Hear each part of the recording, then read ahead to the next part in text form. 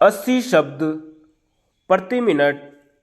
Dictation start करते हैं 5 second बाद।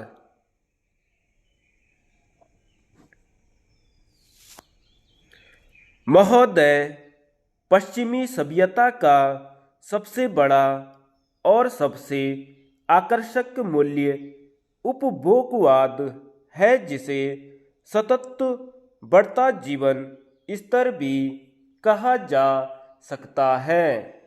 मानव की आवश्यकताएं जितनी बढ़ती जाएंगी, मानव उतना ही विकास करता जाएगा। पश्चिमी सभ्यता के इस मूल्य के विपरीत गांधी ने संयम और सादगी का मूल्य रखा। अपनी आवश्यकताएं कम करके पैसे और संपत्ति तथा भौतिक सुख सुविधाओं के मोह से अपने को मुक्त रखना, इसे गांधी जी ने आदर्श जीवन बनाया और आजीवन इसी आदर्श को अपनाकर चले।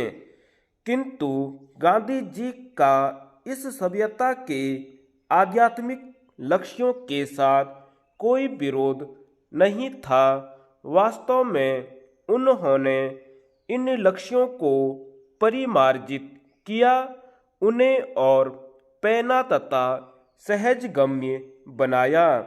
उदाहरण के तौर पर प्राचीन भारतीय सभ्यता में ये मूल्य या इनका एकीकृत रूप मोक्ष एक आवश्यक लक्ष्य ही था। 84 लाख योनियों में भटकने के बाद ही जन्म मरण की श्रृंखला से मुक्ति मिल सकती थी। कौन जानता है कि मनुष्य मरने के बाद दूसरी योनि में जन्म लेता है या नहीं। मरने के बाद कुछ बचा भी रहता है या नहीं जो दूसरी योनि में जाता है। एक विश्वास मात्र ही तो था, और वह भी केवल भारत के लोगों का। दुनिया के अधिकांश समाजों में यह विश्वास भी नहीं था।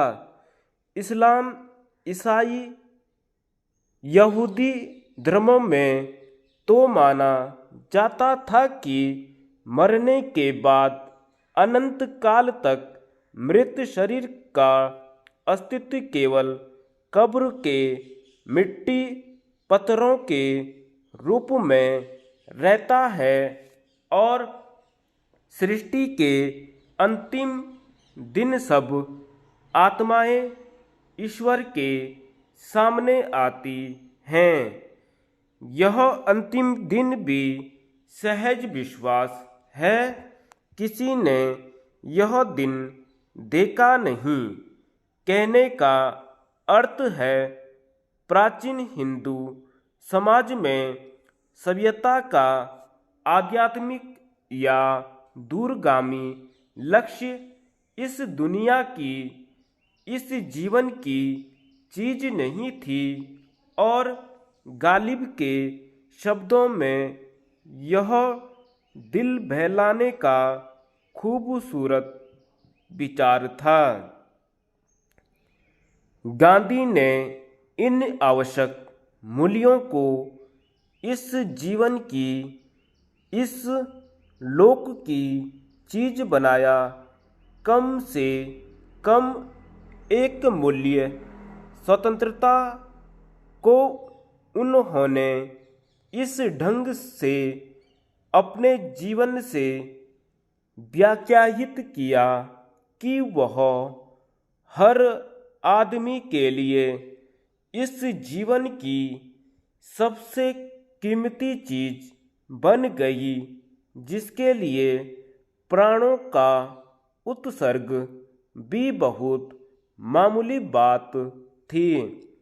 पश्चिमी सभ्यता की आध्यात्मिक पृष्ठभूमि तैयार करने वाले दार्शनिक लेखकों ने भी स्वतंत्रता आदि को इस जीवन की चीज कहा, लेकिन उसे बहुत सीमित अर्थ में लिया।